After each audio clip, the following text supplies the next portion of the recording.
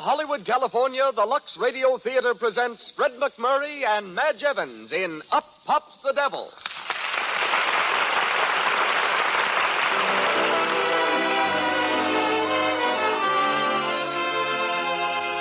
Lux presents Hollywood. Or perhaps I should say, you present Hollywood. For your loyalty to our products makes this program possible. Heading tonight's presentation are Fred MacMurray and Madge Evans. Our guests, Jimmy Starr, ace screen columnist, and Howard Greer, internationally famous dress designer. Our music is directed by Louis Silvers, while the entire production is under the personal direction of Hollywood's most eminent personality. Ladies and gentlemen, Mr. Cecil B. DeMille.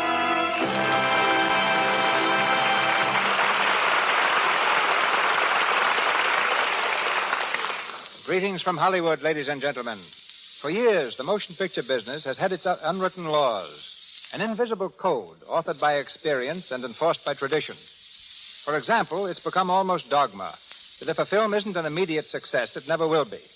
That the public will stay away from pictures about religion or Hollywood. That anyone achieving success in Western films will fail in all other kinds. That a star who has slipped can never stage a comeback. That no one famous as a child can ever duplicate that fame as an adult. The exceptions to all but the last unwritten law have been many. But the only girl I know, renowned as a child and again as a leading woman, is Madge Evans. In films since she was 3 years old, her star has never waned.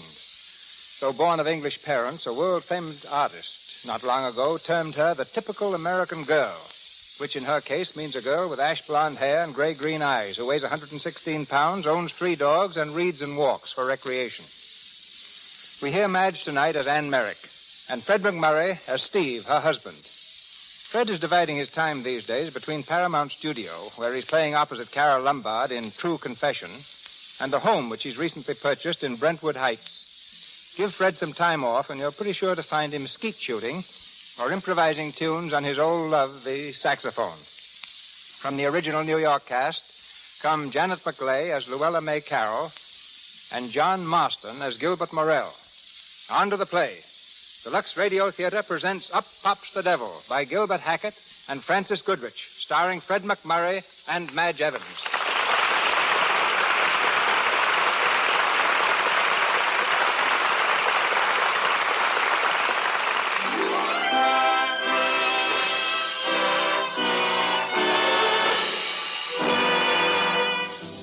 The 40th floor of a New York City skyscraper. In the inner sanctum of a publisher's office, Gilbert Morrell, the firm's editor, is hunched over his desk, absorbed in a blue-covered manuscript. There's a knock at the door, and his secretary appears. Mr. Morrell. Mrs. Merrick is here. Oh, well, ask her to come in, will you? Hello, Gil. Anne, how are you? That'll be all, Miss Hart. Yes, sir. Anne, sit down. Well, you're looking splendid. And feeling it. Marriage agreeing with you? Beautifully. Well, good. It's been ages since I saw you. Well, did you read the manuscript? Oh, yes. Just finished it. And? Well, it's pretty good. Oh, is that all, Gil? Just pretty good? If you want me to be frank. Is it yours? Mine? Oh, no. It's Steve's. Steve's? My husband. Oh, I didn't know he was a writer. He isn't exactly. I mean, he's never had anything published. But he loves writing. I think it's the only thing in the world he really wants to do. And when does he find time for his writing? Sunday morning, Saturday afternoon. Just then? Well, he has his job other days. And sometimes he writes late at night. Gil, I thought his last one was a grand story. I still think so. Oh, now, don't act that way. I don't say he can't write. I don't say the story isn't good. It is, Anne. But it's not good enough. If you expect to get anywhere in this writing game, you've got to make it your whole job. Not just Sunday mornings and late at night. You've got to really work at it. Then if Steve gave up his job, you think he could make a living at writing? Yes, eventually.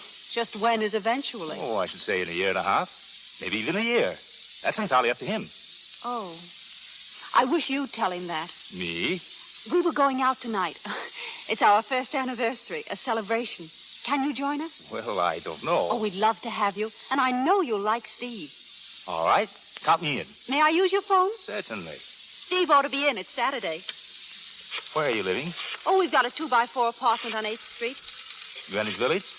Do you like it? Well, it's hectic, but it's cheap.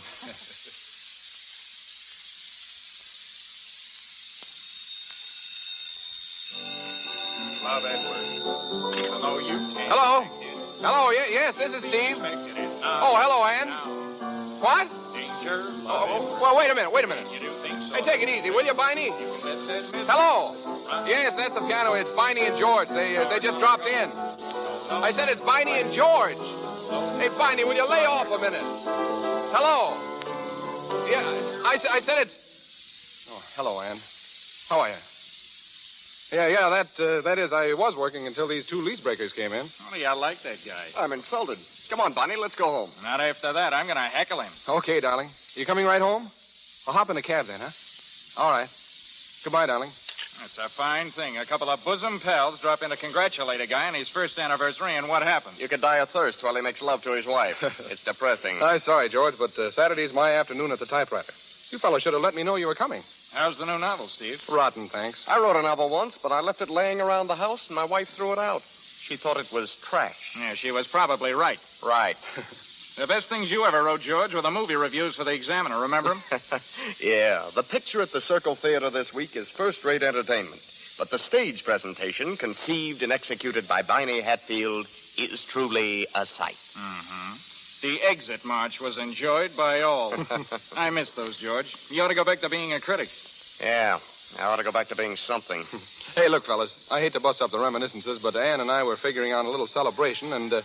Come in. Everybody's welcome. Hey, shut up, will you? Oh, hello. Oh, I hope you'll forgive me for breaking in on you like this, but I'm in terrible trouble. Well, what's the matter? I wonder if you could help me. There's something upstairs in my room. What is it? I'm just terrified. Well, what is it? I think it's a bat. Oh, a bat. Mm-hmm. It flew in the window, and I'm just so scared. Well, where is your room? Right upstairs. I left the door open. Yeah, it's a good idea. It'll probably fly right out again. Oh, hello. Hello. Do you really think it'll fly out again? Oh, of course. I wouldn't worry about it if I were you. I'm such a baby. If it got in my hair, I'd just naturally die. Oh, but bats don't get in people's hair. When it flew in, I thought, oh, what'll I ever do? And then I thought of coming down here and asking you. I hope you don't mind, but I almost feel as if I know you. I mean, we've passed each other in the hall so often. My name's Luella May Carroll. How do you do? How do you do? You're Mr. Merrick, aren't you? Yes? I know. I've seen your name on the doorbell. Well, if you're sure it's all right for me to go upstairs again. Oh, I think so. Well, goodbye. Goodbye. Goodbye. Bye. Bye. Well, now, what would you call that? That, my friend, is the pretty little girl upstairs. She has bats. And I know where. Come on now, fellas, clear out for a while, will you? We'll meet you at the Savoy at 7. Who's we? Ann and I. We're celebrating, and you're both invited. But no tucking your napkin under your collar, Barney. I can fix that. I won't wear a collar. How about you, George? Can you make it? Me? Oh, no. No, I've got to get back to Westchester. The little woman's invited half of Park Avenue up for cocktails. Oh, well... Thanks just the same. Say, I've got to beat it. Just about got time. So long, Barney. So long. So long, Steve. Someday I'll take a day off from the wife, and we'll get together for a real day. Okay, so long, George. Well, there he goes. He used to be a real guy, that fella. Look at him now. Running home with his tail between his legs. Today's the first time I've seen him in months. Yeah, it's the first time anybody's seen him since he married the Steckel Millions. You know, it's a darn shame taking a fella like that and trying to make a pink tea expert out of him. He could really write once. Why didn't he keep it up? No incentive. The guy's being supported, and he knows it. Anyway, she makes him spend most of his time being social. She certainly got him licked. I tell you, a man's got to feel important. He's got to have the little woman waiting at home for him, telling him how grand he is, and asking him for car fare. How do you know, bachelor? I look at guys like you. Well, take a look at the outside door, will you, Barney? I've got some work to do before Ann gets home.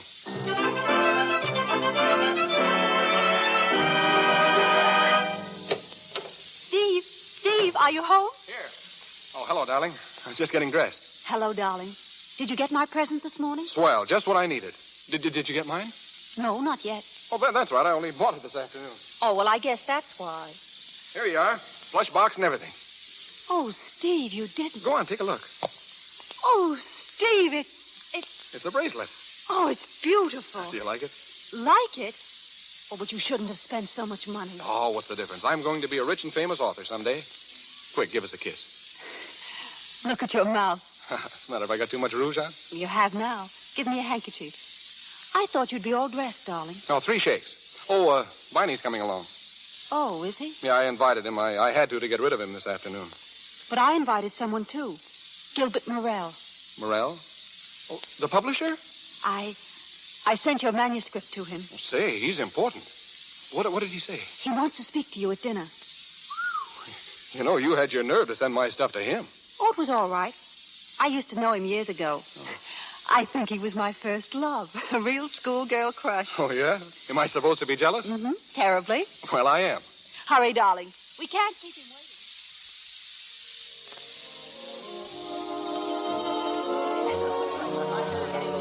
And that's what I told Anne. A year and a half. It's up to you, Steve. You could do it, Steve. I know you could. But it would have to be all writing, Steve. Nothing else. No other job, huh?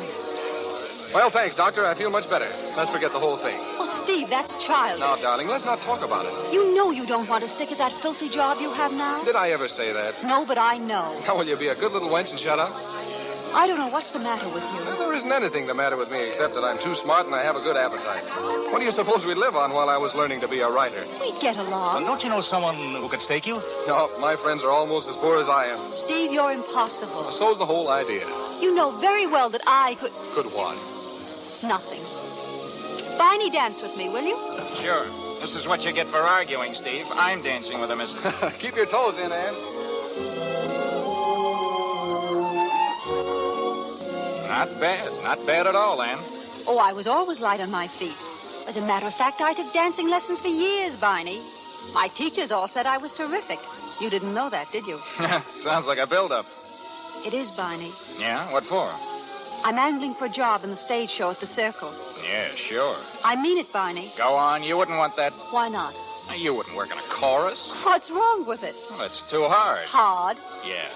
You start rehearsing at 10, then you give a performance. Just as you start to take off your costume, you hear your music, another performance. Rehearse, grab a sandwich, another performance. Rehearse, another performance. Now, when you get home at night, you're lucky if you can stand up. I could do it, Viney. Oh, I'm sure I could. Well, if you want the job, I'll get it for you, but... Thanks, Viney. I'll remember that.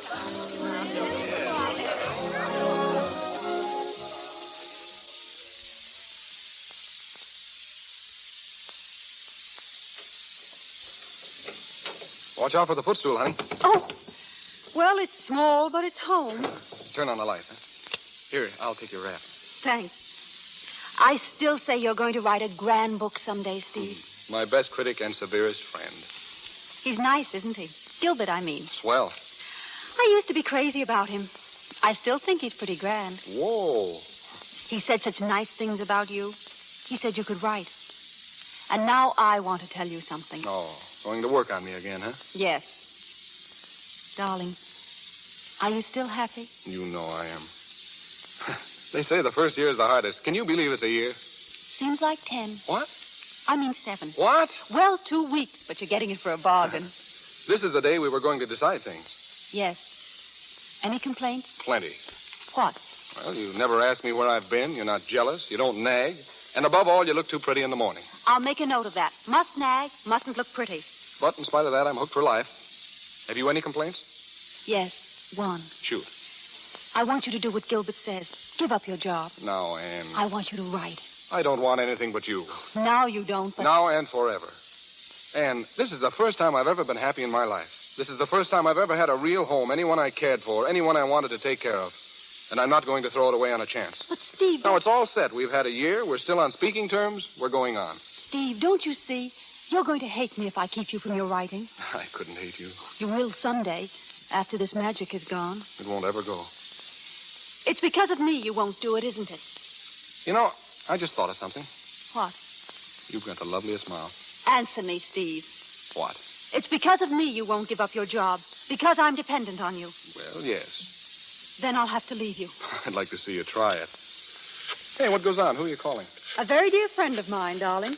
Oh, that's nice. Do I know him? I think you've met the gentleman. Hello? Hello, Viney? Viney? It's Anne. I wanted to ask you something.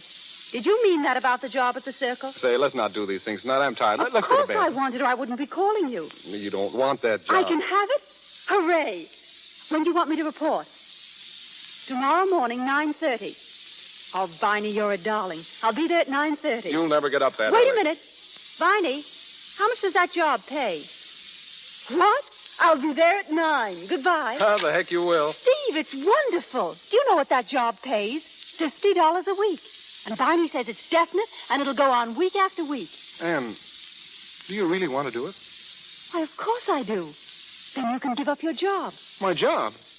What are you talking about? Don't you see, darling?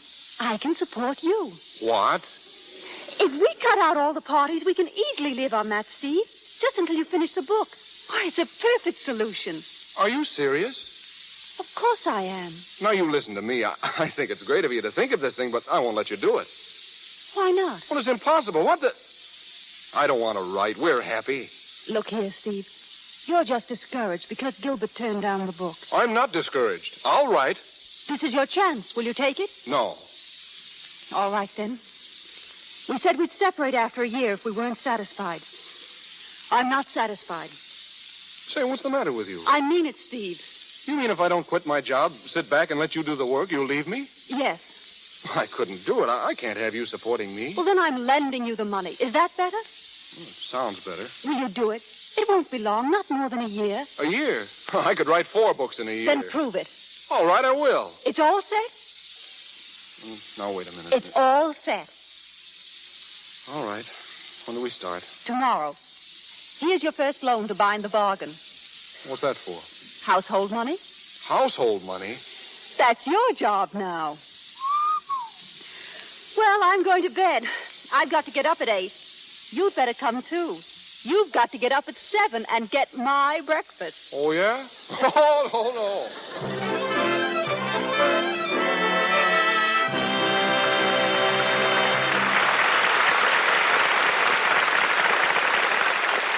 The Lux Radio Theater's production of Up Pops the Devil continues in just a moment. In the meantime, we take you to the dormitory of a Western college, to the attractive room of one of the girls who happens to come from Hollywood. A large parcel post package lies on the desk. Why, Jeannie, what do you care what's in my package? Well, I'm hungry. And I thought maybe there was something to eat in it. Oh, you greedy little thing. This isn't food at all.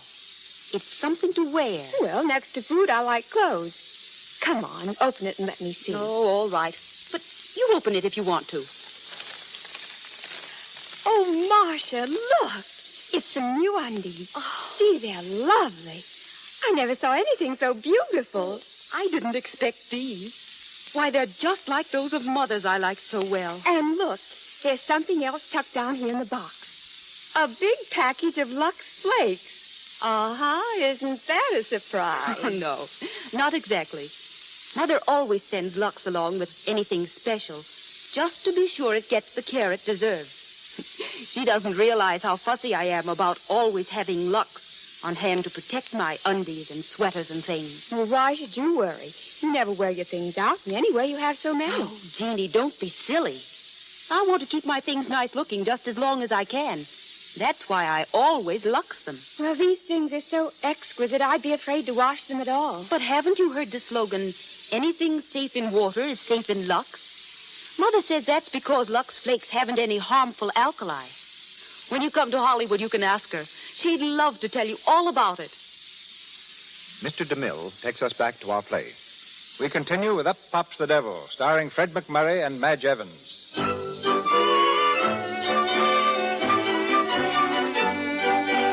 With Anne working in the chorus and paying the bills, Steve went ahead rapidly on his new book. But now, after 4 months, the situation is beginning to pall. It's late afternoon, and Steve at his typewriter is trying vainly to concentrate, interrupted repeatedly by the routine of housekeeping.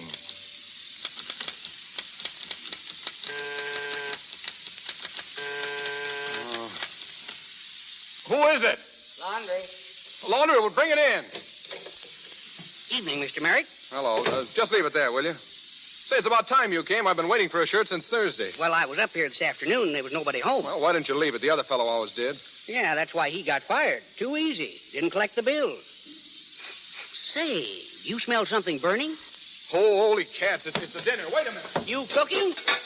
Bet I can guess what it is. Don't tell me now. Blanketed chicken. Is that right? I don't know what it is now. It's all black. Hey, leave that stuff and beat it, will you? But the boss said that... Oh, ye gods. Hello? What? No, it isn't. You've got the wrong number, madam. Well, what are you waiting for? Pick up the dirty stuff, will you? I'm busy. Where is it? It's in the bedroom. Look for it. Who is it? Hello, Steve. It's me. Hello, Luella. What do you want? I've got something to tell you. Listen, Luella, I'm awfully busy. Oh, you look so cute in that apron. What? Oh. Oh, don't take it off. I like it. Luella, what do you want? I told you. I have something to tell you. Well, look, couldn't it wait for a while? You told me 4 things this morning and 3 things this afternoon. I'm up to my neck right now, and I... But something terrible has happened, Steve. You just got to help me. Oh, what's the matter this time? Is your curling iron busted again? Now, don't laugh at me. I'm serious. Well, come on. What is it? Sister Belva's gonna be married. Isn't that mean? Yeah, that's terrible. Excuse me, will you? Well, it is mean. She's gonna be married right away. And that means I've got to go home. That's fine. I mean, yes. I've got to get the train tonight.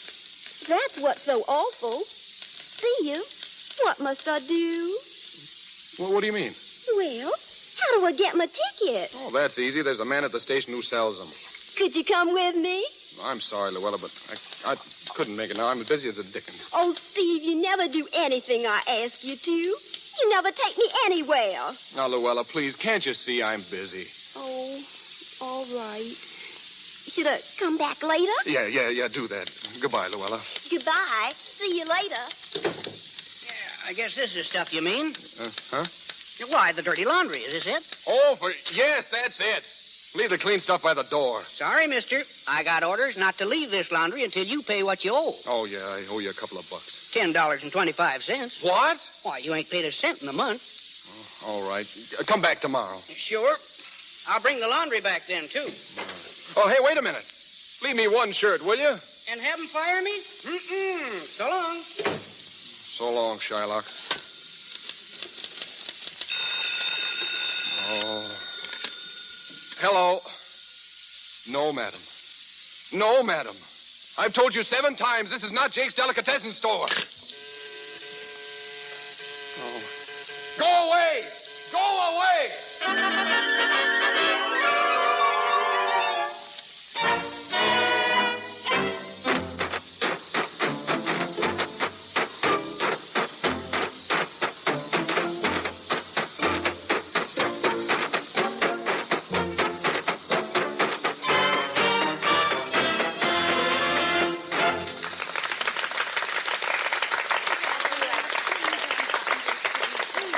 All right, girls, back at 8:30 tonight. 8:30 for the last show. Hello, Ann. Hello, Barney. How are you? You look tired. I am a little. I'll be all right. Why don't you take a night off? And get docked? Thanks. But we need the money too much. Lend me a nickel, will you, Barney? Say, it isn't that bad, is it? I want to make a phone call. Sure. Here. Thanks, Barney.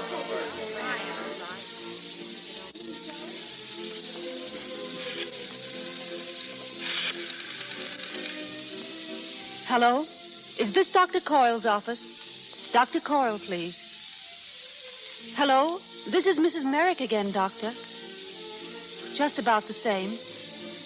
Will you be in for half an hour? All right, I'll drop in on my way home. Thank you.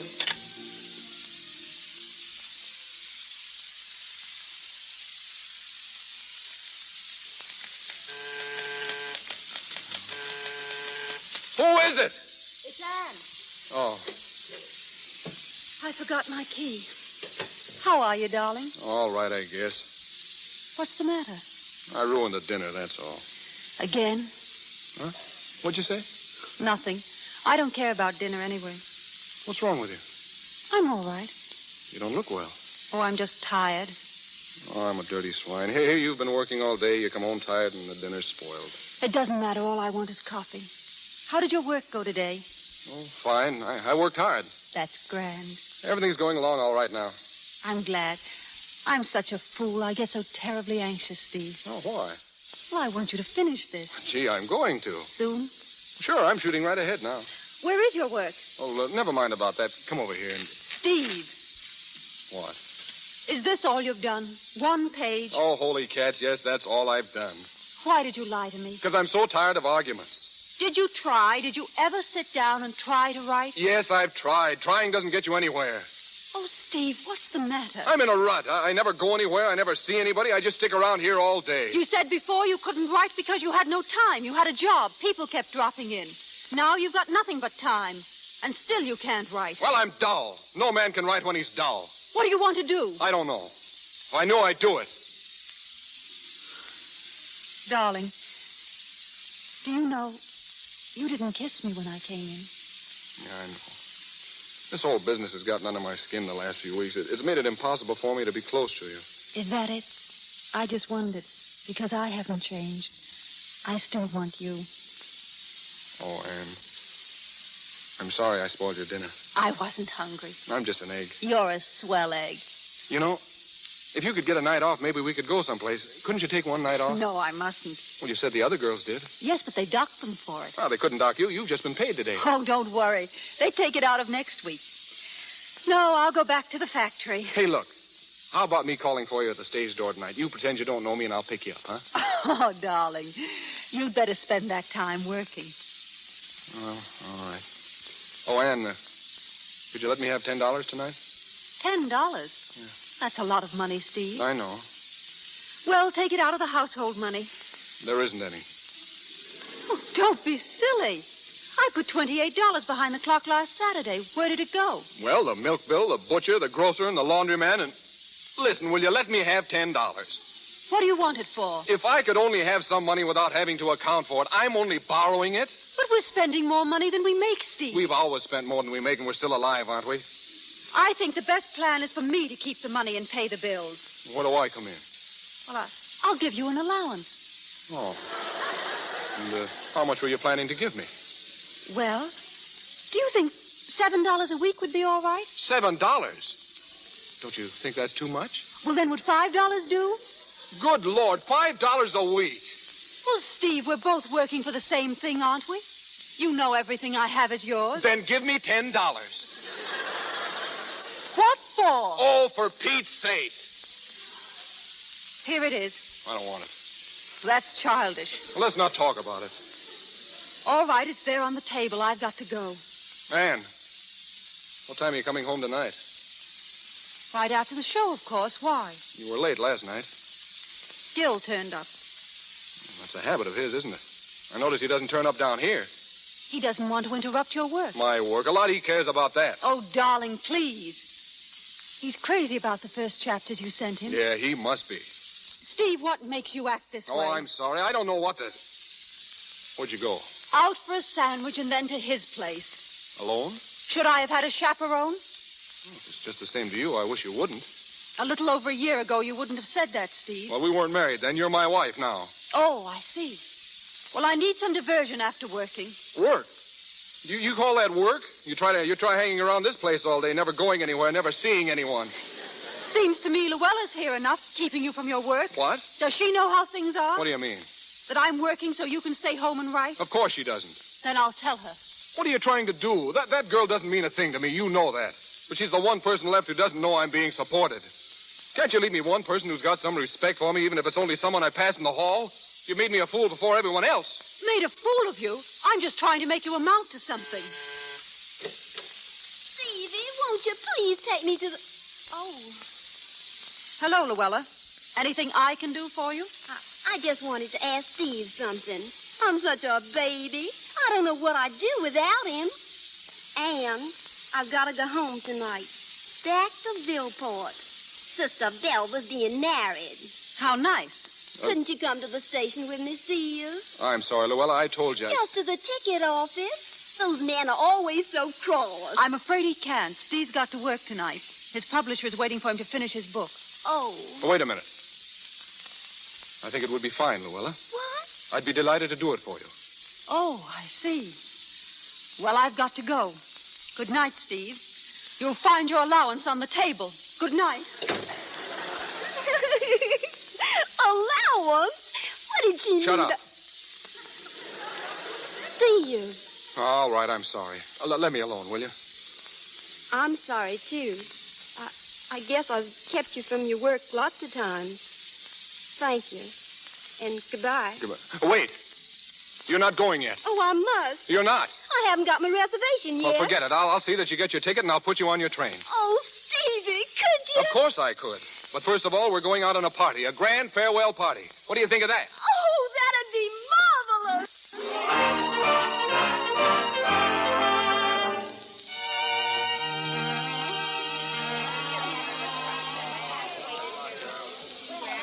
I'd like to see Anne Merrick, please. Sorry, no one allowed backstage. Oh, but the show's over. Well, never mind. Here she is. Anne.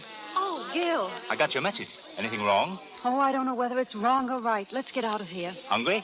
Well, I didn't have any dinner. Well, come on. I know a place. I think you need a little cheering up.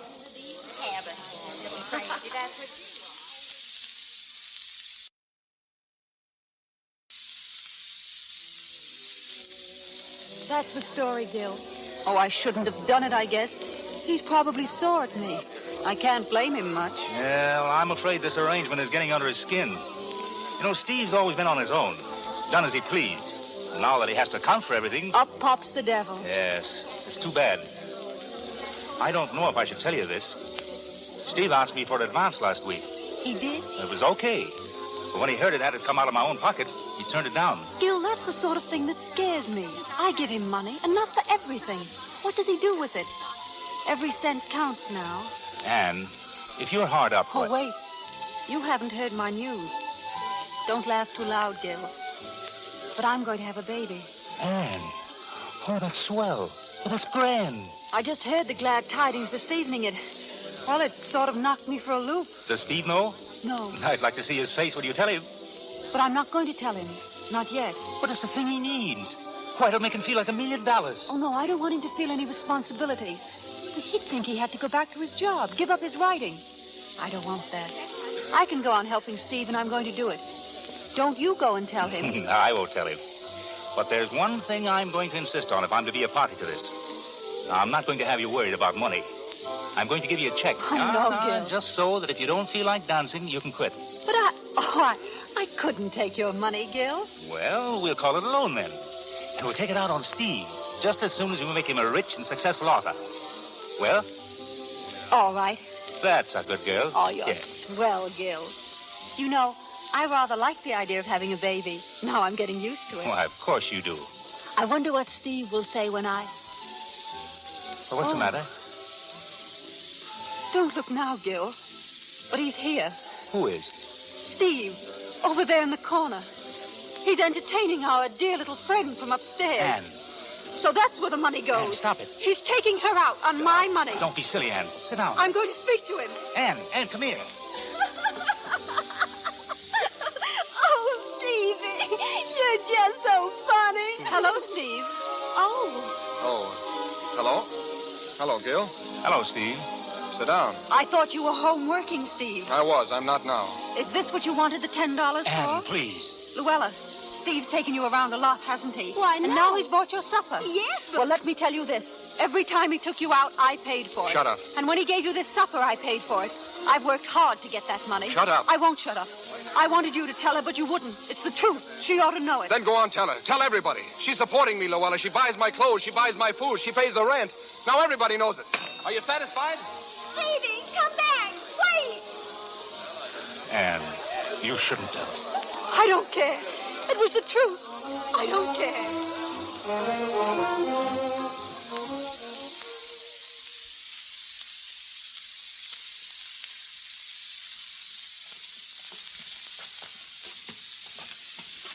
All right.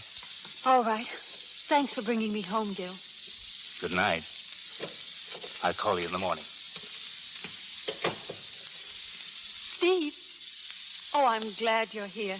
I won't be for long. Where are you going? I want to tell you something. Haven't you said enough? All I want is to get Oh, out. Steve, I want to tell you something important. There's just one thing I want to tell you. That supper tonight was the first money I ever spent on Luella. Then what have you done with the money? Well, if you must know, I've been paying installments on your anniversary present.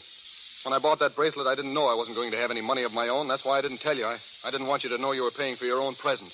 I knew I could pay it back, and you're going to get it back, every last cent of it. I'm going to get a job and feel like a man again. Oh, you can't go back to that job again. You can't. Anything would be better than this. You don't think I can do anything. You don't believe in me. Don't believe in you? After all I've done for you, after I've nearly killed myself working so hard. Oh, if it was so hard, why didn't you quit? Because I couldn't. Why couldn't you? Because you had to support me. Well, you don't have to support me. I've made money before, and I can make it again. You don't have to go back to that job. Here's your check. You don't need that job. What check?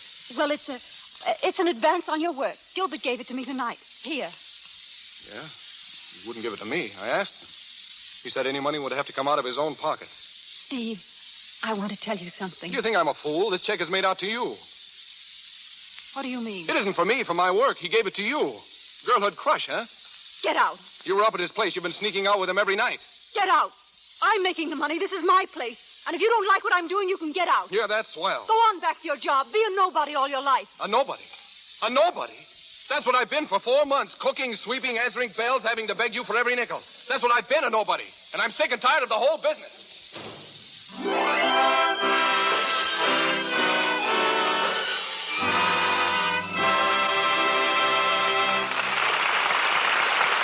pause for station identification. This is the Columbia Broadcasting System.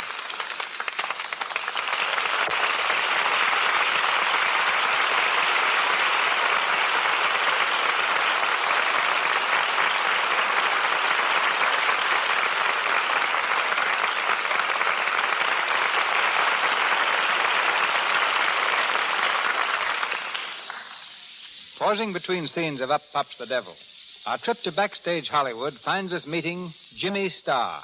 Once a struggling writer like Steve Merrick in our play, he's now motion picture columnist for the Los Angeles Herald and Express. His alliance with films began when he got a job putting up the marquee signs announcing new shows for a theater. But he couldn't spell, so he became a publicity man. He was an extra in the early Tarzan films, worked as a Keystone cop for Mac Sennett, and once danced for 3 hours with MacMurray. Jimmy originated the full-page idea for film news, and I'm giving him his chance now to originate something on the air. I was hoping you would extend that dare, Mr. DeMille. As a matter of fact, I have some suggestions on how to conduct a radio program. Naturally, Mr. Starr, naturally. I expected that. Remember, we have millions of listeners, and I don't want anything to happen that would offend them. I know. I'm not exactly picking on you, Mr. DeMille. It's guys like Winchell and Fiddler. When they start dealing out news about Hollywood, they miss a chance to tell the story the way it should be told over the radio. After all, we're dealing with sound. My idea is simply this. Now, suppose Simone and Gene Markey really got serious. I'd explain it with something like this. I understand. Wedding bells. Right. And suppose... And that? Martha Ray tearing up her marriage license. Any others to offer? Certainly. What's this? Sounds like someone taking a bath. Not quite, but you're catching on. It's a housewife washing dishes, in Lux Flakes, of course. And this? Oh, you got me there, Jimmy.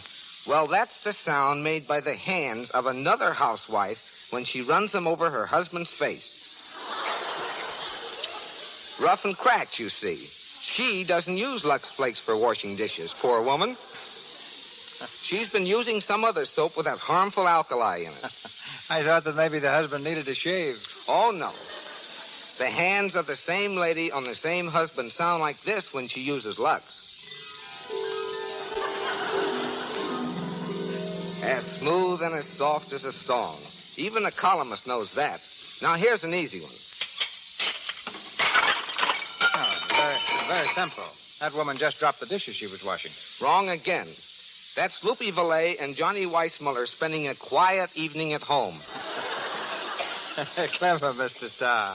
But how about stepping from your critical pose for a moment and sticking to your last? What's doing around town? Okay. Here are a few things that happened only a few moments ago that will make tomorrow's headlines. If you want any more information about the personalities mentioned, write me in care of the Lux Radio Theater, Hollywood. News scoop number 1. Marked down April 13th as the wedding date for Lily Pons and Andre Castellanos, who sail for Europe on that day. Their ceremony will be performed on board. Miss Pons has always considered number 13 her luckiest. News scoop number 2. A lover spat, which may become permanent, is the cause of Tyrone Power taking a plane to New York to spend 5 days visiting Jeanette Gaynor. Sonia Henney and Tyrone haven't spoken to each other since last Tuesday. News note number 3. Greta Garbo is packing up her duds to return to Sweden for 4 months. The mysterious movie maid will slip out of Hollywood sometime within 3 weeks, but not without first signing a new contract with Metro-Goldwyn-Mayer. Screen scoop number 4. Virginia Bruce and director J. Walter Rubin are tuning up the wedding bells. They're so in love, Virginia has already put her okay on a lot on which Walter will build their love nest. Screen scoop number 5. Producer David Selznick loudly denies that Paulette Goddard has been assigned the coveted role of Scarlett O'Hara in Gone with the Wind. That's true, but it's a 10-to-1 bet she gets the part. News note number 6. Charlie Chaplin, who vowed he would never make a talkie, will speak in his next picture. News note number 7. On location in Bel Air, Katharine Hepburn formed a softball team and challenged some kids playing in a vacant lot. Cary Grant pitched, Katie played third base, and director Howard Hawks covered second base. The final score was 28-8 in favor of the movie team. Katie hit a home run, stole 2 bases. And the kids won't know until they hear this that they were playing with the elusive Katharine Hepburn. And thanks for letting me talk, Mr. DeMille. And now, letting sound tell the story again, here's a way to say goodbye to a columnist. And that, ladies and gentlemen, was Jimmy Starr.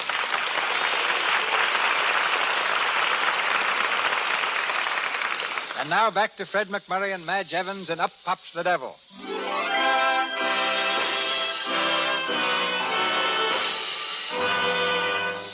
2 more months have gone by. Steve and Anne have been separated since the night he left the apartment.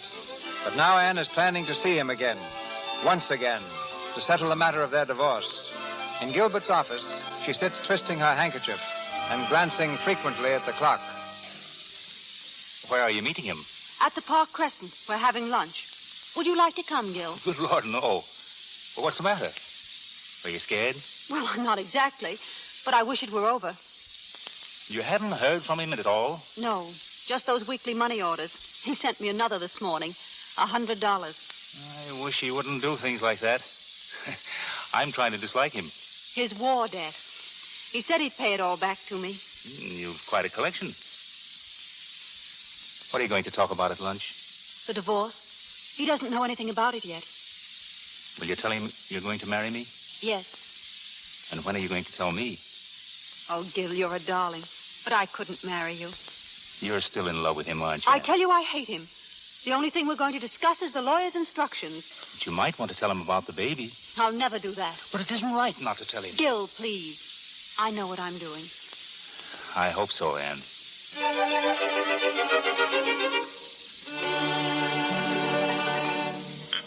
Would there be anything else, sir? I don't think so.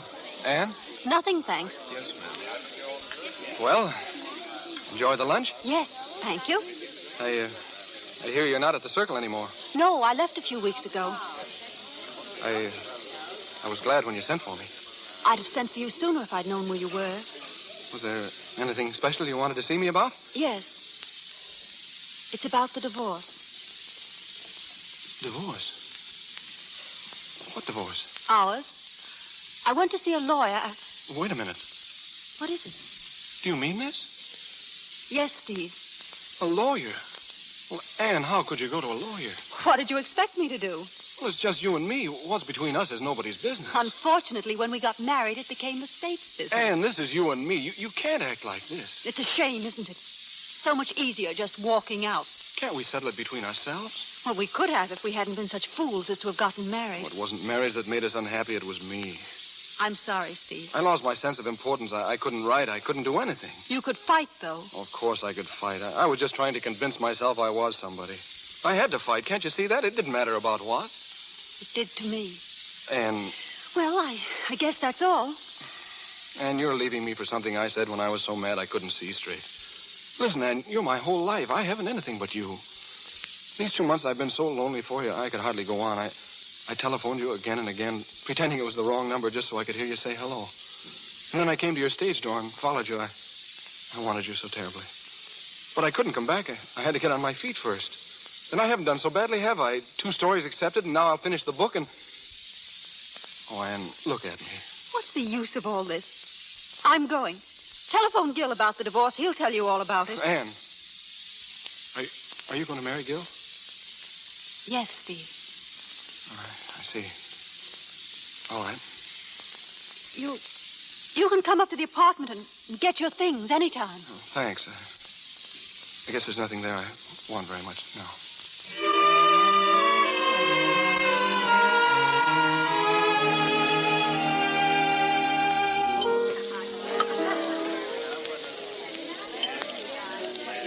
Give me another one of those, will you? Sure.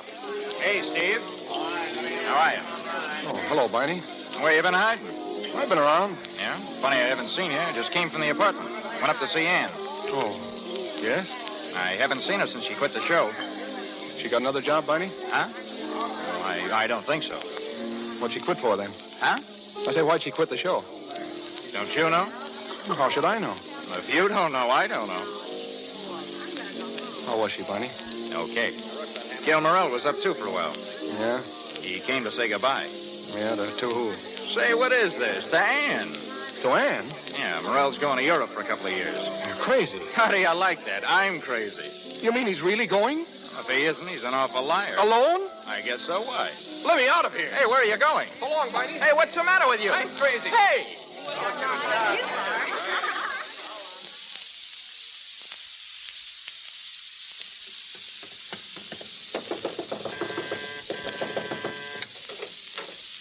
Steve. Ann, I've got to see you.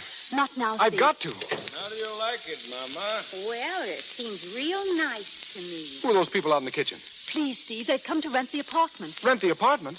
I thought you were going to stay here. I'm going to stay till I rent it. Do you mean to say you're going to let strangers come and live in our house, using our things, snooping in our kitchen, peeking up our chimney? I asked you. You said you didn't want the place or the furniture. Now I'm going to rent it furnished. I've got to have the money. I'll give you money. I don't want your money. Well, where will you go? I'm going out of town. Where? Mrs. Morrell. Yes? Well, when are you leaving? Will you tell me that? Just as soon as I rent the apartment. Oh, Mrs. Merrick, my wife likes the place fine. I certainly do. The beds are so comfortable, and, well, I haven't seen a real kitchen since we left California. It sure is nice. And, Mrs. Merrick, I wonder if you'd show me how that range works. Why, of course. It's really very easy. Well, I'm sure it is, but... Say, that kitchen sure got her, hasn't it? Yeah. But this chair's what sold me. This is what I call a real chair. Yeah, it sure is. Yes, sir. You sit here at night and snuggle up to that fireplace. Yeah. Well, I don't think you'd want to snuggle up to that fireplace. Huh? You sit that close and you'd choke to death. That's one of those fireplaces where all the smoke comes into the room and all the heat goes up the chimney. Is that so? And let me tell you, in one of these old houses, you sure need the heat. Well, that's all right. I guess that can be fixed. That costs an awful lot of money. Not me. That used to be my business. Oh. Well, I hope you used to be in the plastering business, too. Yes. Huh? Why? Oh, it's not very important, but that ceiling up there, it has a tendency to fall down. Is that so? Yeah, it pretty near brained me one night. But you get used to it. Just remember to stay on this side of the room. Well, Yes, now I understand. I'm sure it won't give you any trouble. Oh, Mama. Yes. Mama, come inside a minute. I want to speak to you. Now, there's nothing to speak about, Oh, Papa. yes, there is. You'll excuse us, won't you? Oh, sure. Well, what do you want? What did you tell that man? That man was crazy about this place. What did you tell him? I don't know. Let's see. Oh, yeah, I told him about the ceiling falling down. The ceiling? When? Well, don't you remember that day we found the plaster all over the floor? One little flake. Well, it might have been dangerous. You're trying to ruin my chances of renting. I don't want those people coming in here. I want to live here with you. Oh, Ann, we can be so happy. Don't be silly. All right, if you say so, Mama. Oh, it's all right, Mrs. Mary. I'll have the ceiling fixed myself. But it really... Oh, if it's okay with Mama, it's okay with me. I guess I wouldn't care what the place was like, just so long as that chair went with it. That chair doesn't go with it. Steve, you... I've changed my mind. That chair doesn't go with it, and that table, and that lamp, and that couch, and... Steve! And you're not going. Let go of me. We've changed our minds. We're not going to sublet. But it was all settled. I don't care. Listen, darling, listen. You can't go off and leave me. I need you, and you need me, too. What kind of a life is that, being separated, me missing you so much and wanting you? Come along, Mama. Don't you see how happy we can be? It'll be like it was at first. I can take care of you. Oh, dear. I wish now I'd never seen the place. Mrs. Platt, don't listen to him. You can have this place. Oh, I'm afraid, dearie, you don't know what you want. But I was like that, too, with my first. Mama, are you coming? Come on. What did she say? Are you satisfied now that you've driven them away? Now that you've spoiled my chance of renting? Do you think by doing that you forced me into coming back to you? What did she say? Do you? Answer me that. Because if you do, you're crazy. I can take care of myself. I've made money before, and I'll make it again. I know. She said something about you first. Oh, she's crazy. Anne, are we going to have a baby? Yes. Well, how long have you known it? 2 months. 2 months? Then you knew it when we were separated. Yes. Why didn't you tell me? I was going to. Going to? That's swell. You were going to tell me, but you didn't, did you? 2 perfect strangers from California walk in and tell me I'm about to become a father. That's great. That's swell. Well, you see... Why didn't you tell me at lunch that day? I didn't want to. Why not? You'd have said the wrong thing. No, you're just trying to get even. Do you mean to say that you were going to walk out that door without even telling me? My own baby? It's not your baby, it's mine. Yours hasn't he got a father? No. What? Well, he's a brute. What, the baby? Yes. No, I mean you are. Oh, Anne. I don't want to fight anymore. I don't want to talk anymore. Why don't you kiss me? Oh, Steve. Darling, I'm so crazy about you. You've got a funny way of showing it. You were going to let me walk out. Yeah, you had me scared. I thought you meant it. You stupid. How could I? It was just a lesson, darling. I've learned it already. You did it so well. I was scared to death. You didn't show it. Darling, all I want in the world is to sit back and let you take care of me. Darling, that's just what I'm going to do.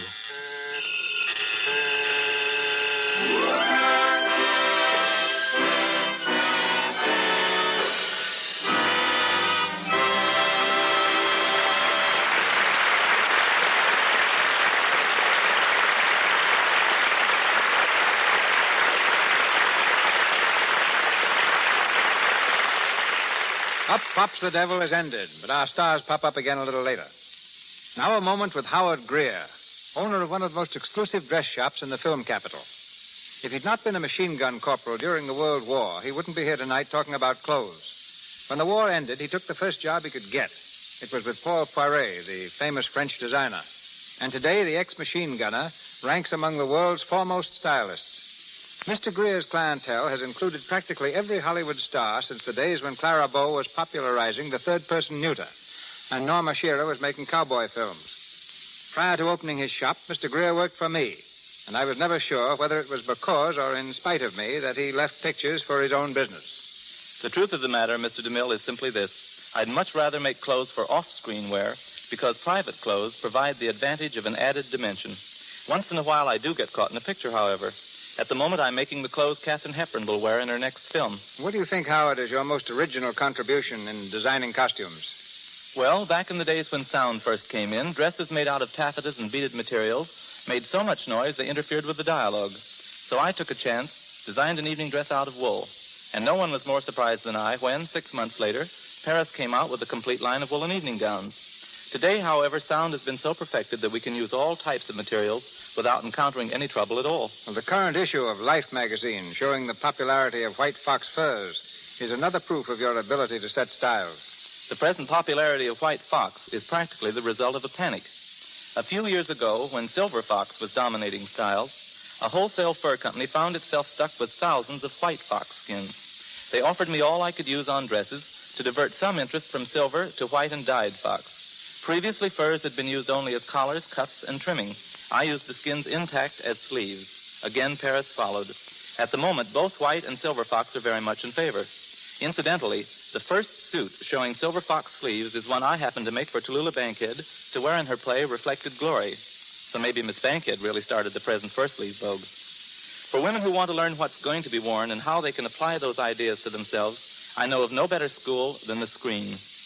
And, like the screen, if you don't mind my saying it, the sponsors of this program are doing a fine service in helping women to be better dressed. Their product, Lux Flakes, is the best I've ever encountered for keeping all washable material, no matter how fine, looking like new so much longer. My advice is to buy fewer but better clothes. If they're washable, take care of them in Lux Flakes, and you'll find in the long run you'll be spending much less money and will look more attractive. Your recent showing of fall and winter clothes, Howard, was one of Hollywood's important events. What are some of the style highlights it indicated? Well, in the first place, it's going to be a more colorful season. Street dresses will be the shortest in 10 years, with straight lines and square shoulders. Shoes are apt to be ankle height. You'll see a new type of glove allowing plenty of room for rings, with the 3 smaller fingers all in one compartment, something like a mitt. At least I hope you'll see it because I invented it. Hats are madder than ever, and anything goes. Box coats will be exceedingly popular, and colors for all clothes will be warmer and more vivid. Lines for evening are simple, but fabrics are extravagant and luxurious. And last, the zipper fastener will be used for everything, even the most delicate kind of evening dress. But now I think I've held things up just about long enough. Thanks for listening. Thank you.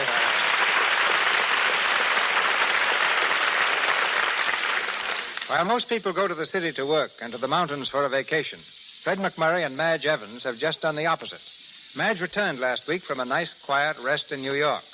And Fred has been in the San Bernardino Mountains working on his new film. Which only proves again that the movies are a tricky business. You know, just before I came here tonight, I was working on the set of True Confession and thinking how mad we must appear to people who happen to drop in and hear the language of motion pictures. You mean our dialogue? No, I mean a conversation like this. Look out, Fred. We're going to kill that baby and put a silk around the broad. We'll drop that gobo over your head and don't look at the blimp. Just make sure you're behind the 8 ball. The average person needs an interpreter on a movie set. And perhaps we should explain that in screen language, when you kill a baby, you merely turn off a small spotlight. And a silk around the broad is a diffuser hung in front of a wide rectangular light. While a gobo, for those who are interested, is an oblong shield that keeps light out of a camera lens. The blimp being the padded camera covering that deadens sound, and the 8 ball simply a new type of microphone. I might add that we're not referring to food and drink when we tell an electrician to take his keg of beer and spaghetti and put them in a corner. The keg of beer is just another variety of small light, and the spaghetti, the wire cable. It's practically another language. But what about all this hard work Fred was doing up in the mountains? The story I heard was that he went to Lake Arrowhead. Yes, to go swimming. Oh, what a hardship. Well, let me explain, Madge. Arrowhead may belong to sunny California in summertime, but in October, I think the Eskimos take possession of the lake. If it was that cold, why didn't they use a double? Well, they did take a double up there, but it seems that while the double was a beautiful swimmer and incidentally is a good friend of mine, the only stroke he knew was a dog paddle. Now, suppose you tell us about that trip to New York. Oh, nothing very exciting, Fred. Just a nice change and a chance to see some of those Broadway shows. I was rather amazed to find out how many of our Hollywood neighbors are now in plays there, or soon will be. Mona Barry, Frances Farmer, Frederick March and Florence Eldridge, Ian Keith, Walter Houston and Nan Sunderland. But it's very good to be back home and to be with all of you here in the Lux Radio Theater once again. Many thanks. Good night, C.B. Good night. Good night, Madge. Good night, Fred. I'll see you behind the 8 ball.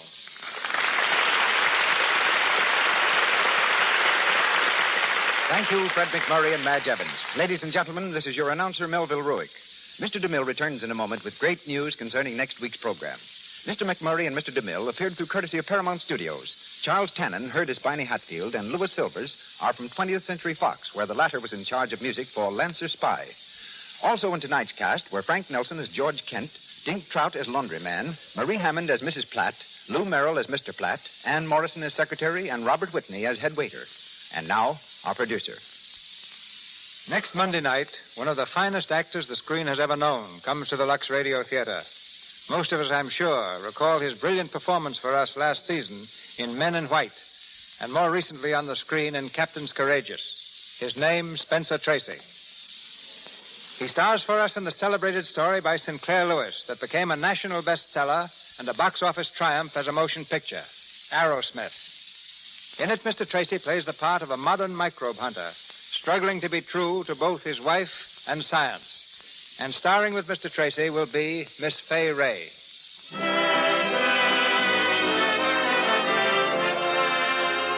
Our sponsors, the makers of Lux Flakes, join me in inviting you to be with us again next Monday night when the Lux Radio Theater presents Spencer Tracy and Fay Ray in Arrowsmith. This is Cecil B. DeMille saying good night to you from Hollywood.